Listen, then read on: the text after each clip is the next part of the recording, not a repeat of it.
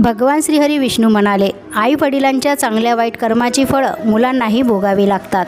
नमस्कार स्वामी भक्तांनो, श्री स्वामी समर्थ. तुमच्या सर्वांचं स्वागत आहे. एकदा माता लक्ष्मी म्हणाली, हे स्वामी, आज मला एक प्रश्न खूप अस्वस्थ करत आहे. कृपया माझ्या प्रश्नाचे उत्तर देऊन समाधान करा. तेव्हा भगवान श्रीहरी विष्णू म्हणाले की हे देवी, तुझ्या मनामध्ये जे प्रश्न असतील ते संकोच न करता विचार. तेव्हा माता लक्ष्मी म्हणते, हे प्रभू, माझा प्रश्न आहे की आई वडिलांचे चांगले वाईट कर्माची फळं त्यांच्या मुलांनाही का भोगावी लागते. तेव्हा भगवान श्रीहरी विष्णू म्हणाले, हे देवी, आज मी तुम्हाला एक कथा सांगणार आहे, ज्यामुळे तुम्हाला कळेल की कशा प्रकारे आई वडिलांच्या कर्माची फळं आणि त्यांचे परिणाम हे त्यांच्या मुलांना भोगावी लागतात. एका गावामध्ये श्याम नावाचा शेतकरी राहत होता. तो शेतकरी खूप गरीब होता. त्याने खूप मेहनत करून घर खर्च भागवत असे. त्याला दिवसभराच्या कामानंतर मजुरी म्हणून फक्त 30 रुपये मिळायचे. त्यातून तो दररोज 15 रुपयाचे दान करायचा आणि 15 रुपये घेऊन कुटुंबाचा उदरनिर्वाह करायचा. आणि काही दिवसानंतर त्याला 2 जुळवा मुले झाली. त्यामुळे आता श्यामच्या कुटुंबामध्ये 2 मुलं आणि नवरा बायको 4 सदस्य झाले. दिवसांदिवस खर्च वाढत असल्यामुळे हळूहळू श्यामला त्याच्या मुलांच्या देखभालीसाठी अडचणी येऊ लागल्या. मग श्रीहरी विष्णू माता लक्ष्मीला म्हणतात, एके दिवशी शेतकऱ्याचा मुलगा त्याच्या वडिलांना म्हणाला, बाबा, तुम्ही रोज 30 रुपये कमावता, त्यातील 15 रुपये तुम्ही दान करता आणि तुम्ही फक्त 15 रुपयामध्ये आपला घर खर्च भागवता. मग आपल्या मुलांचे हे बोलणे ऐकून शेतकरी शांत झाला. त्यामुळे शेतकऱ्याला शांत पाहून त्याची पत्नी म्हणाली, नाही बेटा, असं नाही. तुमचे वडील रोज 30 रुपये कमावतात आणि 15 रुपये त्याच्यातील दान करतात. ते फक्त तुमच्यासाठीच, दुसऱ्यासाठी नाही. पण दोन्हीही मुलांना हे समजले नाही, कारण ते दोघेही लहान होते. मग काही काळ असाच गेला आणि शेतकऱ्यांची दोन्हीही मुले हळूहळू मोठी होऊ लागली. श्याम एके दिवशी कामावरून घरी येत असताना त्याचा अपघात झाला. अपघातामध्ये त्याचा मृत्यू झाला. तेव्हा श्यामच्या पत्नीला तिच्या पतीच्या मृत्यूची बातमी मिळाली. तेव्हा तिला खूप वाईट वाटले आणि एके दिवशी श्यामच्या 2 मुलांनी त्याच्या आईला विचारले, आई, आमचे वडील कुठे गेले. तेव्हा ती म्हणाली, बेटा, तुमचे वडील आम्हा सर्वांना सोडून देवाघरी गेलेत, शंकराकडे गेलेत. तेव्हा तुमचे वडील जिवंत होते तेव्हा ते दिवसाला 30 रुपये कमवायचे. त्या 30 रुपयामधून 15 रुपये आपले पालनपोषण करायचे आणि उरलेले 15 रुपये ते दान करायचे. मुले म्हणाली, आता आपले बाबा नाही आहेत, तर आता आपले पालनपोषण कसे होणार, आपले पोट कसे भरणार. आई आपल्या मुलांना म्हणाली, ज्या घरामध्ये गरिबी असते तेथे मदतीला कोणीही येत नाही. सर्वजण त्यांच्यापासून दूर जाऊ लागतात. फक्त त्यांच्यासोबत त्यांचा देव असतो, कारण तो गरिबाचा दाता आहे. तेव्हा मुलांनी आईला सांगितले आहे, तो असा विचार करू नकोस.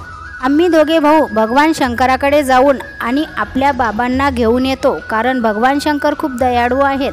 आमचे दुःख पाहून त्यांना नक्कीच आमची दया येणार आणि ते आमच्या वडिलांना पाठवतील. आई मुलांच्या या गोष्टीकडे फारसे लक्ष देत नाही. एक दिवशी श्यामची बायको तिच्या दोन्हीही मुलांना घरी सोडून कामाच्या शोधात गावात गेलेली असते आणि दुसरीकडे त्यांचे दोन्ही मुले म्हणजेच दोघे भाऊ आपसात विचार करू लागतात की आपण कैलास पर्वतावर भगवान शंकराकडे जाऊन आपल्या वडिलांना परत आणायचं का. असा विचार करून दोघेही भाऊ वडिलांना आणण्यासाठी घरातून बाहेर पडतात. दोघे भाऊ खूप वेळ चालत गेल्यावर त्यांना थकवा जाणवला आणि मोठे वटवृक्ष पाहून ते त्याच्या सावलीत येऊन उभे राहिले. मग त्या वटवृक्षाच्या सावलीत थोडा वेळ आराम करावा असा विचार दोन्ही भावांनी केला. तेव्हा वटवृक्ष मानवी आवाजात त्या दोघी भावांना म्हणाले, मुलांनो, तुम्ही कोण आहात आणि कुठे चालले आहात. आजपर्यंत तुमच्यासारखे कोमल मुलं माझ्या सावलीत बसले नाहीत. तेव्हा त्या 2 मुलांनी सांगितले की आम्ही शेतकऱ्यांची मुले आहोत आणि आम्ही कैलास पर्वतावर चाललेलो आहोत. भगवान भोले शंकराकडे आमच्या वडिलांना आणण्यासाठी जात आहोत. तेव्हा त्या वटवृक्षाने त्या मुलांचे बोलणे ऐकले. तेव्हा ते म्हणाले की मुलांनो, तुम्ही माझ्यासाठी सुद्धा भगवान शंकराला एक प्रश्न विचारा. आणि तो म्हणाला, अनेक वर्षापासून येथे उभा आहे, पण माझे एकही पान जमिनीवर पडले नाही. आणि माझ्या फांद्याही सुकत नाही. मी काय पाप केले आहे, असे काय झाले आहे की ज्यामुळे मला या योनीतून मुक्ती मिळू शकली नाही, याचे कारण काय आहे? मग त्या दोन्हीही मुलांनी म्हटले की ठीक आहे, तुमचा हा प्रश्न आम्ही भगवान शंकराला नक्कीच विचारू. असे सांगून दोन्हीही मुले पुढे जाऊ लागली आणि वाटेत त्यांना एक अतिशय भयानक मोठा साप दिसला. त्या सापाला पाहून दोन्हीही भाऊ भीतीने थरथर कापू लागले आणि उभे राहिले. दोघे भाऊ तिथून पळून जाणार तेवढ्यात तो साप मानवी रूपात माणसाच्या आवाजामध्ये बोलू लागला आणि म्हणाला, मुलांनो, मला घाबरू नका, मी तुम्हाला काहीही करणार नाही. तुम्ही कोण आहात आणि कुठे जात आहात ते सांगा. मग दोन्हीही मुलं त्या सापाजवळ गेले आणि हात जोडून म्हणाले, हे देवा, आम्ही दोघेही शेतकऱ्यांचे पुत्र आहोत आणि आम्ही दोघे जुळे भाऊ आहोत. आम्ही आमच्या वडिलांना आणण्यासाठी भगवान शंकराकडे जात आहोत.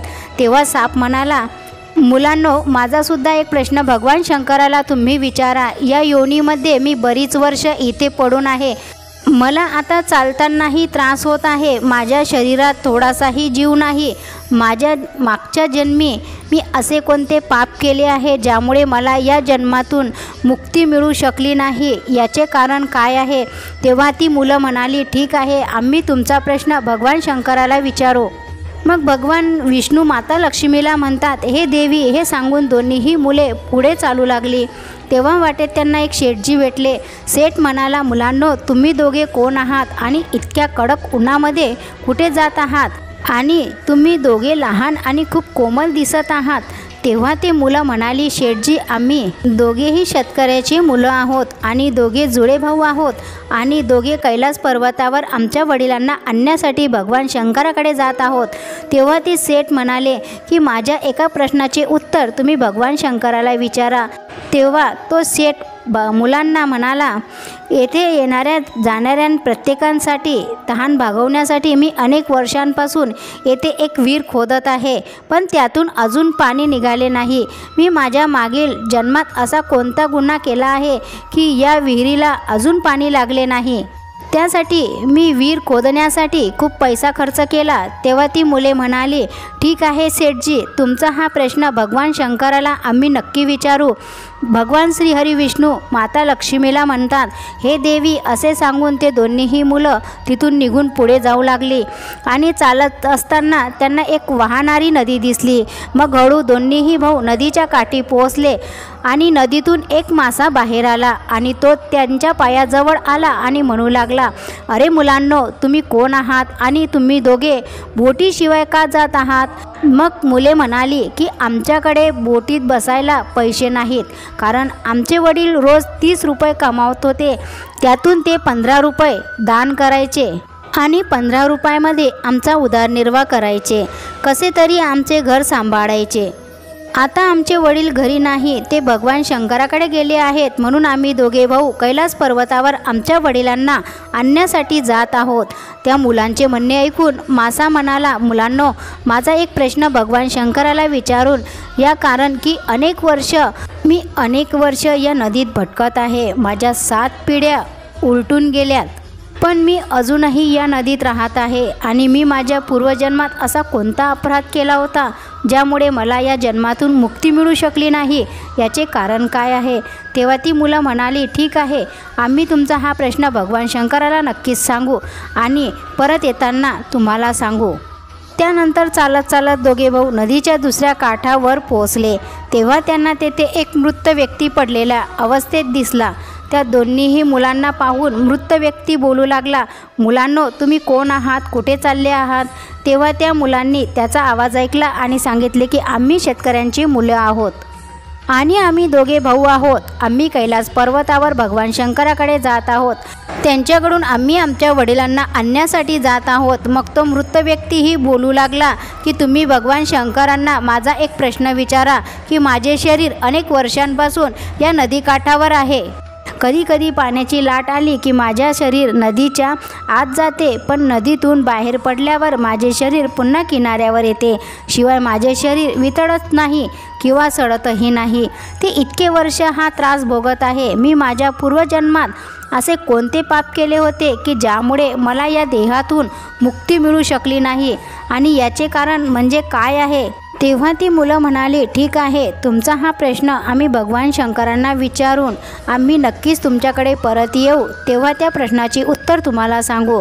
मग तिथूनच चालत चालत दोघे भाऊ कैलास पर्वतावर भगवान शंकराजवळ पोचले आणि हात जोडून दोन्ही भावांनी भगवान शंकरांना नमस्कार केला आणि म्हणू लागले, हे प्रभू, माझे वडील कुठे आहेत? जेव्हा माझे वडील घरी होते तेव्हा ते रोज 30 रुपये कमवायचे आणि त्यातील 15 रुपये दान करायचे आणि 15 रुपयामध्ये आमचा सांभाळ करायचे. पण आता तो घरी नसताना आम्ही दोघे भाऊ आणि आमची आई उपाशी मरत आहोत. कृपया त्याला आमच्यासोबत आमच्या घरी पाठवा. मग भगवान विष्णू म्हणतात, हे देवी. भगवान महादेव त्या 2 मुलांचे म्हणणे ऐकून म्हणाले, ठीक आहे, मी तुमच्या वडिलांना घरी पाठवतो. आधी तुम्ही दोघे भाऊ येथे बसा. भगवान शंकरांनी त्या 2 मुलांना आपल्या जवळ बसवले आणि त्यांना खाऊ घातल्यानंतर त्यांना विचारले की तुम्हाला आणखीन काय हवं आहे.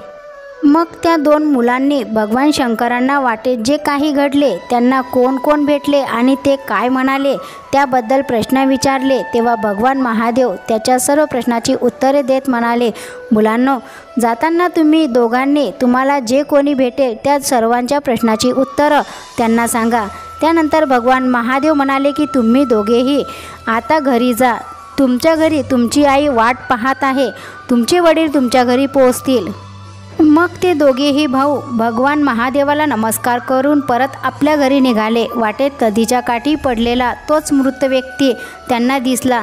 त्या 2 मुलांना पाहून मेलेला माणूस म्हणाला, मुलांनो, माझा प्रश्न तुम्ही भगवान महादेवाला विचारला का? तेव्हा मुलांनी सांगितले की हो. भगवान महादेव म्हणाले की तुम्ही पूर्वी मोठे विद्वान होतात. ज्ञान तुम्ही कोणालाही सांगितले नाही. आता जेव्हा तुमचा मृत्यू झालेला आहे तेव्हा तुमच्याकडे असलेले ज्ञान आतल्या आतच तुमच्याकडे घुसमटत आहे. जोपर्यंत तुम्ही तुमचे ज्ञान कोणालाही सांगत नाही तोपर्यंत तुमच्या आत्म्याला शांती मिळणार नाही. तेव्हा मेलेला माणूस म्हणाला, मुलांनो, आता अशा परिस्थितीमध्ये माझ्याकडे ज्ञान घेण्यासाठी कोण येईल? तुम्हीच माझ्याकडे असलेले ज्ञान घ्या. त्यानंतर मृत व्यक्तीने आपल्याजवळ असलेले सर्व ज्ञान दोन्ही मुलांना दिले आणि ज्ञान दिल्यानंतर त्याच्या आत्म्याला त्वरित मोक्ष प्राप्त झाला. मग दोघेही भाऊ तिथून पुढे निघाले आणि चालत असताना त्यांना तिथे एक मासा दिसला. तेव्हा मासा म्हणाला की तुम्ही भगवान शंकराला माझा प्रश्न विचारला का? तेव्हा ती दोन्हीही मुलं म्हणाली की हो, आम्ही भगवान शंकरांना तुमचा प्रश्न विचारला. तेव्हा ती 2 मुलं म्हणाली की हो, भगवान शंकर म्हणाले की तुमच्या आतमध्ये अमृत आहे आणि जोपर्यंत तुम्ही ते अमृत कोणालाही देत नाहीत तोपर्यंत तुम्हाला मोक्ष मिळणार नाही. तुम्ही याच अवस्थेमध्ये राहाल.